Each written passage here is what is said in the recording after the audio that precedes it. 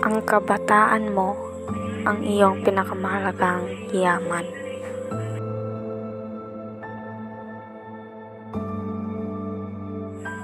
Ngunit may mga pagsubok na maaaring magdulot ng panganib sa iyong kinabukasan.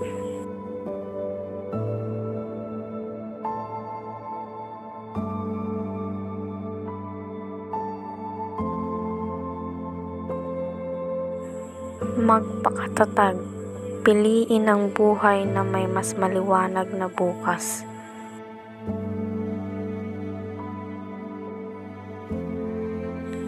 Marami pang mas magandang paraan para magtagumpay at ikasaya.